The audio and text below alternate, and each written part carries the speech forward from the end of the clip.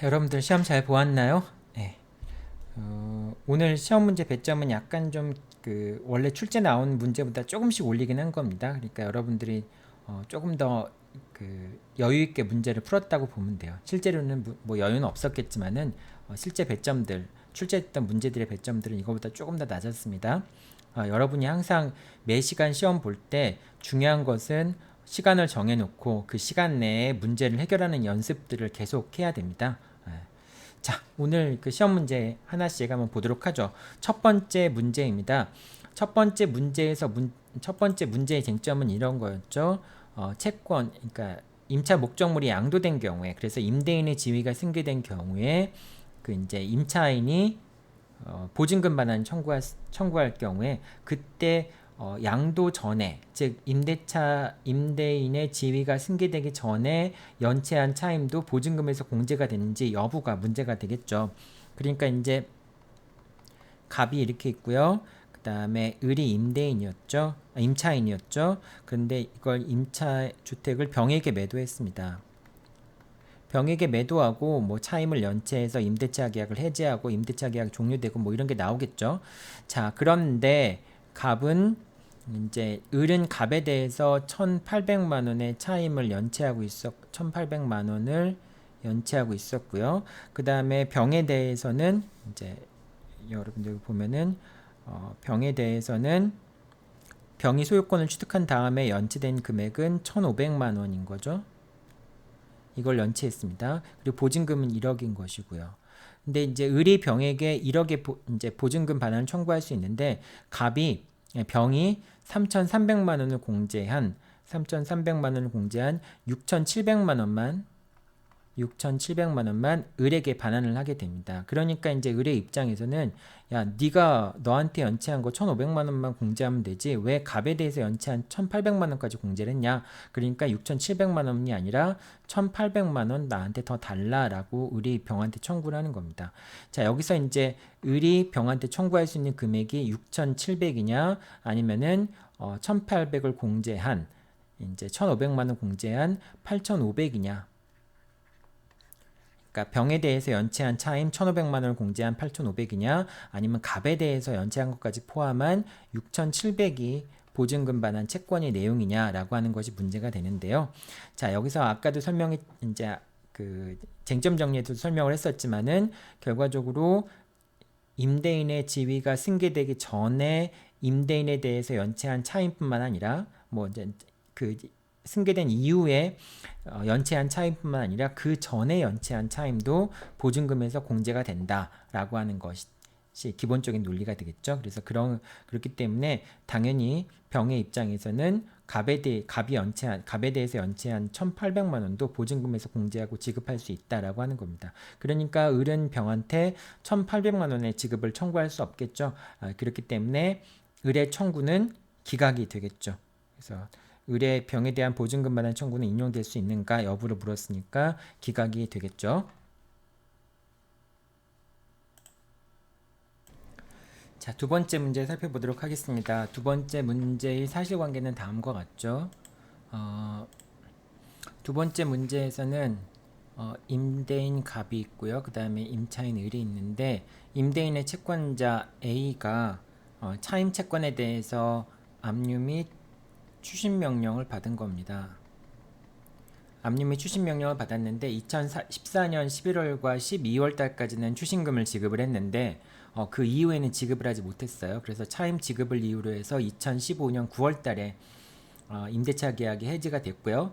그리고 2015년 9월 30일 날 목적물을 반환했습니다. 그러니까 9개월 동안 임대차 목적물을 차임도 안 내고 사용하게 된 경우가 되겠죠. 그래서 차임 연체한 것과 그 다음 해지된 이후에 20일가량의 차임 상당의 부당이득 반환을 해야 되는 상황이 되는 거죠. 을이.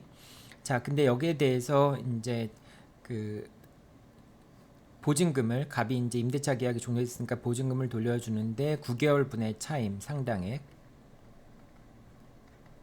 9개월 분의 차임 상당액 이것이 이제 2,700이 되는 거죠. 27,000이네. 2,700이 되는 건데 2,700이 되는 건데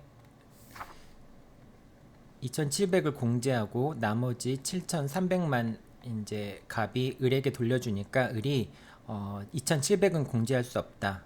비록 내가 차임을 연체하긴 했지만은 이 연체된 차임은 A에 의해서 압류되어 있는 채권이기 때문에 이제 차임 채권이 압류되어 있기 때문에 지급할 수 없다라는 이유로 상계 공제가 안 된다라고 하는 얘기를 한 거죠. 자, 어제 살펴봤던 문제들 뭐 이제 그 을의 입장에서 임대차 보증금이 양도되었거나 또는 임대차 보증금에 대해서 전부명령이나 추심명령이 있었던 경우에도 역시 갑은 연체차임이 보증금에서 공제된다라고 하는 주장을 할 수 있죠. 반대의 경우에도 차임채권이 양도되거나 차임채권에 대해서 압류 및 추심명령이 있었다 할지라도 을이 임대차 목적물 반환시까지 지급하지 않는 차임이 있다면은 그 차임은 당연히 보증금에서 공제가 됩니다. 따라서 A가 비록 차임채권을 압류 및 추심을 했더라도 압류 및 추심 명령을 받았다 할지라도 결과적으로 갑은 그 지급되지 않은 차임에 대해서 공제의 주장을 할 수 있게 됩니다. 그러니까 을은 7,300만 돌려받을 수 있고요. 2,700을 공제한 것은 정당하죠. 이렇게 되는 게 두 번째 문제입니다. 두 번째 문제는 그렇게 어렵진 않죠. 자, 그럼 세 번째 문제 살펴보도록 하겠습니다. 자, 세 번째 문제 볼까요? 세 번째 문제는 다음 사실관계가 다음과 같죠. 먼저 임대인 갑이 있는데 임대차 기간이 종료한 다음에 을에게 이제 임차 목적물의 반환을 청구합니다.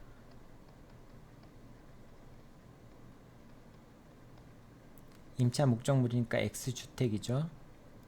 X주택이 반환을 청구합니다. 자, 갑이 을에게 X주택의 반환을 청구하자 을이 항변을 하는데요. 항변을 하는 게 첫 번째는 보증금과 목적물의 반환이 동시행 관계이다 라는 항변을 한 가지 하고요. 그 다음에 을이 유익비를 지출했으니까 유익비 지출에 대한 유치권이 있다라고 하는 유치권에 대한 항변을 하게 됩니다. 만약에 을의 이 항변이 이유가 있다고 한다면은 그러면은 갑의 그 목적물 반환 청구권, 임차 목적물 반환 청구권은 인용이 되지 않겠죠. 일부 인용만 되겠죠. 이 경우엔 상환 이행 판결이 내려져서 을은 갑으로부터 보증금과 유익비를 지급받는과 동시에 임차 목적물을 갑에게 반환하라 라고 하는 상환 이행 판결이 내려지게 되겠죠. 그런데 을의 주장에 대해서 갑이 다시 재항변을 했습니다. 재항변을 한 이유는 어떤 것이냐? 보증금에서는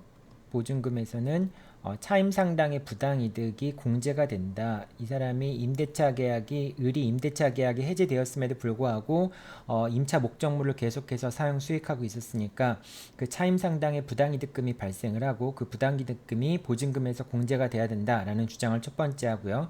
그다음 유익비와 관련해서는 당사자 간의 유익비 포기에 특약이 있었다.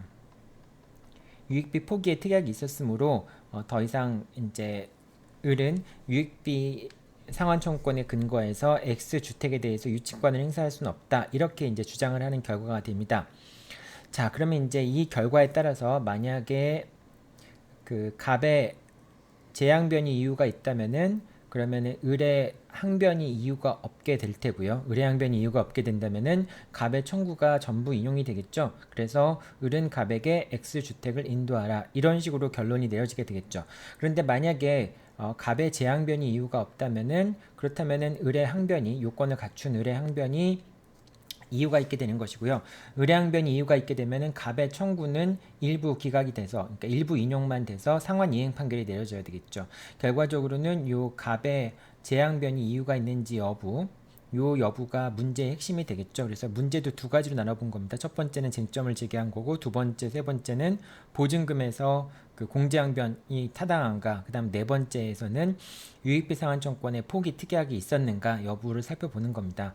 자, 첫 번째 보증금에서는 당연히 보증금과 주택의 인도는 동시행 관계이긴 한데 이 경우에 보증금에서는 목적물을 돌려줄 때까지 발생했던 모든 채무 부당이득 채무까지 포함하는 모든 채무가 공제되는 그 나머지 금액에 대해서만 그 보증금 반환 의무가 존재를 하니까 일단 공제항변은 이유가 있는 거죠. 그렇기 때문에 임대차기가 종료한 다음부터 이제 사용 수익한 이제 시점이 그 부당 이득을 이 발생한 시점이 2016년 10월 1일 날이죠. 2016년 10월 1일부터 X 건물을 인도하는 날까지 월 300만 원, 그러니까 월 차임이 300만 원이니까요. 월 300만 원의 비율로 계산한 금액을 공제한 나머지 금원을 지급받은과 동시에 이제 여기서는 당연히 동시행 관계니까 그 인도한 날까지, 이게 이제 인도하는 날까지라고 한다면 인도하는 시점까지 부당이득이 발생한다라고 하는 거니까 장래 이행해소가 되겠죠. 변론 종결 시점 이후부터도 이후이지만은 인도하는 시점까지 부당이득이 발생할 것이 명확하기 때문에 개연성이 있기 때문에 인도하는 시점까지 월 300만 원의 비율에 따른 부당이득금을 지급하라 라고 하는 이제 그 상환 이행 판결이 내려지게 됩니다. 첫 번째 쟁점은 그렇고요. 두 번째, 유익비 상환 청구권이 발생했는가 여부인데요. 판례는 당사자가 그 목적물을 원상회복해서 임대인에게 돌려주기로 하는 약정을 한 경우 원상회복 특약이 있는 경우에는 유익비 상환 청구권을 포기한 것으로 보게 됩니다. 특히 이제 상가 건물 같은 경우에는 상가를 개량하는 경우들이 많죠. 임차인들이 영업을 하기 위해서 상가를 개량하는 경우들이 많이 있는데 그때 이제 그 상가를 개량하기 위해서 뭐 예를 들면 여러 가지 시설을 했다든지 그런 경우에 그런 유익비 상환 청구권을 당사자가 배제하기 위해서 원상회복 특약을 하는 경우들이 있습니다. 다 철거한 다음에 원상회복을 해서 원상 상태로서 반환한다라고 하는 그런 당사자가 특약을 하게 되는데요. 그런 특약이 있게 되면 결국 유익비 상환 청구권을 포기한 것으로 볼 수 있습니다. 따라서 이 사안에서 갑의 재앙변은 다 이유가 있죠. 유익비 상환 청구권의 포기도 이유가 있고요. 그 다음에 보증금이 공제된다라고 하는 점도 이유가 있습니다. 따라서 유익비 상환 청구권 포기의 특약이 있었으니까 당연히 유치권 항변은 허용이 되지 않을 테고요. 보증금 공제 항변도 재항변도 당연히 이유가 있으니까 보증금이 공제가 돼야 되겠죠. 하지만 지금 보증금이 1억인데 연체 차임이 차임 상당의 부당이득금이 1억에 이르지 않았다면은 그 나머지 금액은 갑이 을한테 지급해야 되는 것이고 을은 그것을 받으면은 갑에게 이제 임차 X주택을 돌려줘야 되는 상황이 되겠죠. 자, 그래서 이제 이렇게 그 상환 이행 판결의 형태로서 결론이 나오게 됩니다. 자, 이게 이제 세 번째 문제의 기본적인 내용들이었습니다.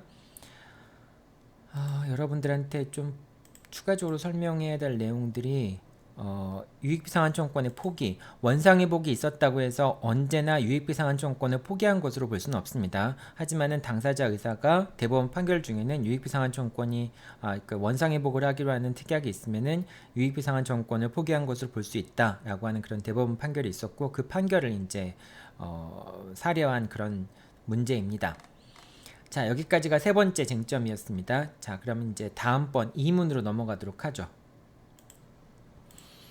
자, 이문의 첫 번째 문제는 사실관계가 이렇습니다. 이문의 첫 번째 문제의 사실관계에서는 갑이 있고요. 그 다음에 을이 임대가 돼 있습니다. 근데 을한테 임대를 해주기 전에 이제 을이 대항력을 갖고 있는 임차권이긴 한데 같은 날 저당권을 설정해 줬으니까 을의 임차권보다 앞서는 병의 저당권이 있는 것이고요. 그 다음에 그 다음 달쯤에 정한테도 저당권이 설정돼 있었으니까 정도 역시 저당권을 취득했는데 그렇다면은 저당권 1번 저당권과 임차권과 2번 저당권의 순서로 우선순위가 정해지게 되겠죠. 그래서 병의 저당권이 첫 번째, 을의 임차권이 두 번째, 그 다음에 정의 저당권이 세 번째인 형태가 됩니다. 자, 그런데 그 사이에서 갑이 무에게 X주택을 양도를 했죠. X주택을 매도를 했죠. 예, 매도를 하고서 무의 명의로 넘어갔는데 그런데 이제 그 갑이 정에게 채무를 변제하지 못하자 정이 X주택에 대해서 경매를 신청하게 됐고요. 정의 경매를 신청해서 결과적으로 저 X주택의 소유권은 C한테 넘어가게 됩니다. 자, 그랬을 때 을은 보증금을 누구한테 청구할 수 있겠느냐라고 하는 문제가 발생을 하는데요. 을은 경매에 참여하지 않았습니다. 경매에 참여하지 않았기 때문에 배당을 받지 못한 상태였어요. 자,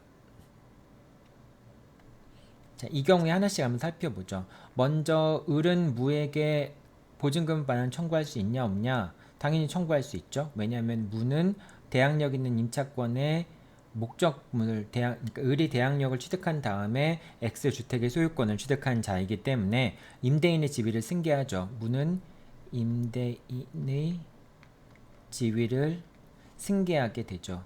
임대인의 지위를 승계하기 때문에 을은 무에게 당연히 보증금의 반환을 청구할 수 있게 됩니다. 자, 그럼 을은 갑에게 보증금의 반환을 청구할 수 있겠느냐라는 게 문제가 되는데, 일단 그 임대차 계약이 체결되면은 임대차 계약이 체결돼서 대항력을 취득한 다음에 임차 목적물이 매도가 되면은, 그러면은 임대인의 지위가 승계되고 기존의 임대인은 면책적으로 다 의무를, 그 임대인의 지위를 상실할 뿐만이 아니라 임차인으로서 부담하고 있던 채무도 다 사라지게 되는 것이죠. 자, 그래서 원칙적으로 을은 갑에게 보증금의 반환을 청구할 수 없습니다. 이미 다 임대인의 지위는 무한테 넘어간 상태가 되니까요.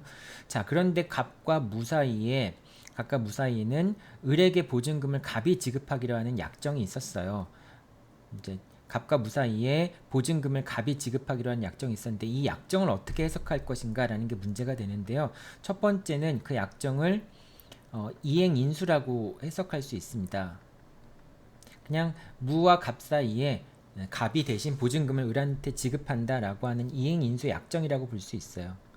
이 이행인수 약정이라고 하는 것은 갑과 무 사이의 내부적인 관계에서 갑이 보증금을 대신 지급한다라고 하는 그러한 의미밖에 안 갖는 것이기 때문에 을이 갑에 대해서 직접적으로 보증금의 지급을 청구할 수는 없습니다. 그러니까 만약에 갑과 무 사이의 약정이 이행인수 약정이라고 한다면은, 그러면 을은 갑에게 청구할 수 없게 되는 것이죠. 자, 두 번째는 갑과 무 사이의 약정이 병존적 채무인수, 제3자를 위한 계약처럼 병존적 채무인수라고 볼 수도 있습니다. 즉, 그 보증금 지급 채무에 대해서 갑도 그거를 병존적으로 인수하는 거죠. 자, 그렇게 되면은 만약에 이 병존적 채무인수라고 한다면은 을의 승낙이 있으면은 을은 갑에게 보증금의 반환을 청구할 수 있고, 그 경우에 갑과 무는 연대해서, 뭐 이제 이 경우에는 당사자 사이에 약정이 있었던 거니까 연대 채무가 되겠죠. 연대에서 을에게 보증금 많은 채무를 부담하게 되겠죠. 자, 그럼 이 두 가지 것 중에 어떤 걸로 이해를 해야 되느냐? 뭐 이제 결과적으로는 의사표시의 해석의 문제입니다. 즉, 갑과 무 사이에 갑이 을에 직접적으로 채무를 부담하는 것으로 약정을 한 것이냐, 아니면은 갑과 무 사이에 내부적으로 그냥 갑이 을에게 보증금을 지급해야 될 갑과 무 사이의 내부적인 의무만을 부담하는 것이냐, 뭐 이거에 따라서 결정이 돼야 될 텐데요. 그런데 당사자 해석으로 봐야 되겠지만은, 이 경우에는 그냥 뭐 당사자 사이에 직접 갑이 을한테 보증금 많은 채무를 부담한다라고 하는 약정으로까지, 보통은 이제 이행인수 약정으로 보거든요. 왜냐하면 제3자를 위한 계약까지 보려면은 제3자가 직접 갑한테 이제 채권을 취득하게 되는데, 그러면 이제 법률관계가 복잡해지기도 하고요. 그래서 보통 이행인수로 보게 되는데, 이 사안에서는 특별히 뭐 이걸 갑과 무 사이에 을이 직접 갑에 대해서 보증금 받는 채무를 부담하기로 하는 약정이 있었다라고 하는 특별한 사정이 있는 게 아니죠. 이제 그러니까 내부적으로 이행인수 약정이라고 보는 게 타당할 것 같습니다. 이 부분은 사실은 다른 뭐 해설서나 그런 부분에 나와 있지 않은 내용들인데요. 어쨌든 뭐 이제 을이 갑한테 청구하기 위해서는 갑과 무 사이의 약정, 즉 갑이 을에게 보증금을 지급한다라고 하는 약정이 병존적 채무 인수라고 해석이 돼야 돼요. 이렇게 해석이 된다면은 갑과 무가 을에 대해서 보증금 반환 채무에 대해서 연대 채무를 부담한다, 이렇게 이제 해석을 할 수는 있겠죠. 그런데 단순히 이행 인수 약정이라고 한다면은, 그러면은 을은 갑에게 청구를 할 수 없게 되겠죠. 이 답안지에서는 일단 이행인수 약정이라고 보고 을이 직접 갑에게 청구할 수 없는 것으로 그렇게 했습니다. 아마 채점표나 배점표에는 이 부분에 대한 내용들이 아마 정확히 기재가 안 돼 있을 수도 있을 것 같긴 해요. 자, 그렇게 되고요. 또 한 가지 이제 그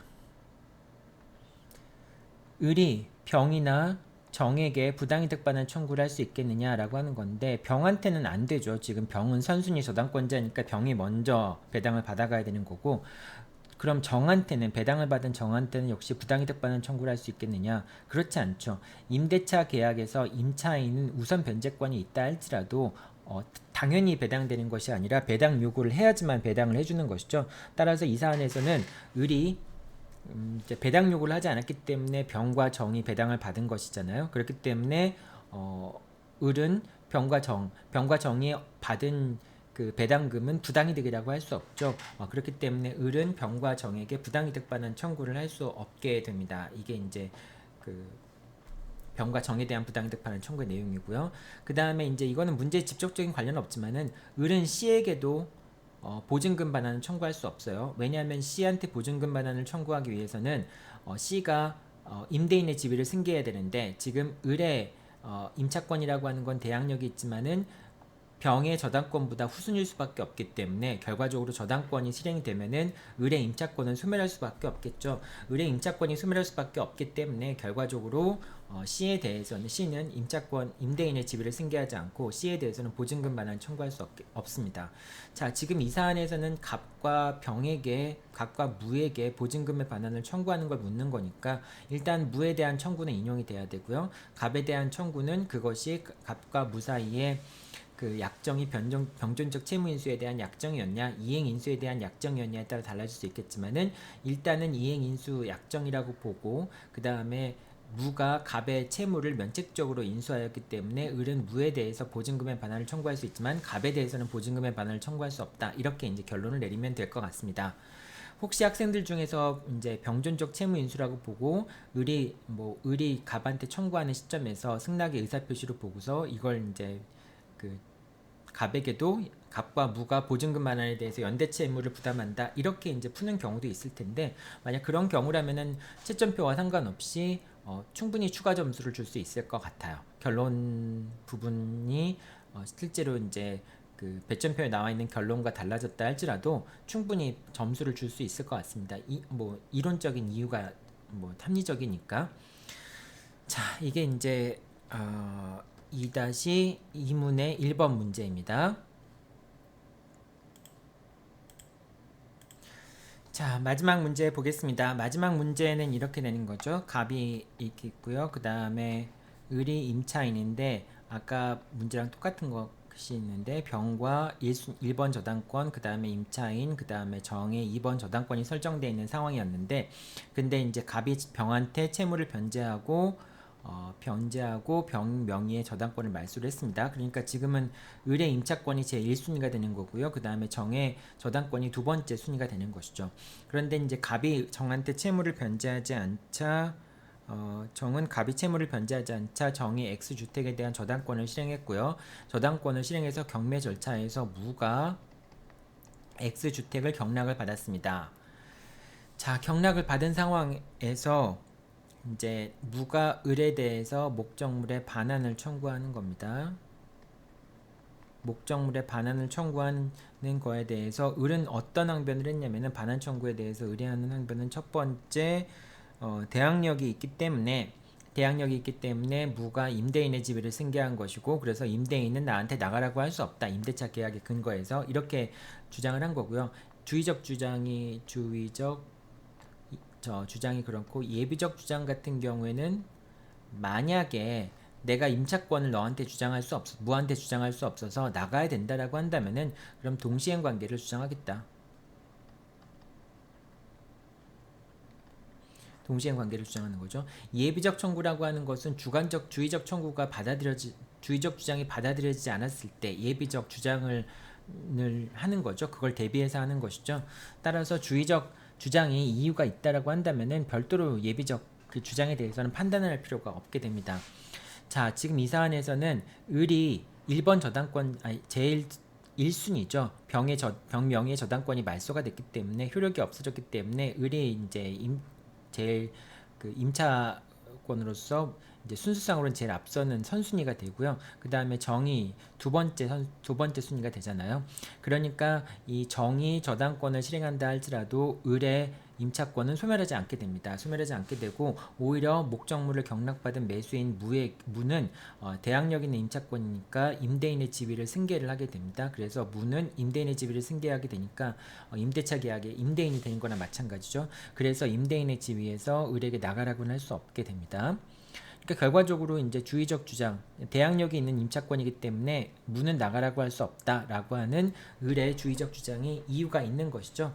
그렇기 때문에 무의 청구는 기각이 될 거고요. 그 다음에 을의 예비적 주장에 대해서도 이거는 이제 그 을이 대항력을 주장할 수 없는 경우에 그런 경우에 이제 예비적 주장에 대한 검토가 들어가야 되는데 이미 이제 을의 주의적 주장, 즉 대항력이 있다라고 하는 주장이 이유가 있게 됐으니까 예비적 주장에 대해서는 별도로 살펴볼 필요가 없게 되겠죠.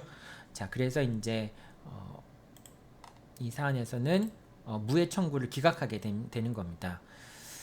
자, 이렇게 이제 임대차에 관련된 내용들을 쭉 한번 살펴봤습니다. 오늘은 여러분들 시간적인 여유가 좀 있었다고 봐야 될 것 같아요. 문제를 풀 때 한 45분 정도 되는 문제를 풀었어야 되는 그런 정도의 시간입니다. 그러니까 오늘 여유 있게 풀었다고 해서 여러분들 그러니까 점수를 약간 좀 문제가 어려운 측면도 있을 것 같아서 점수 시간을 좀 느리기도 했고요.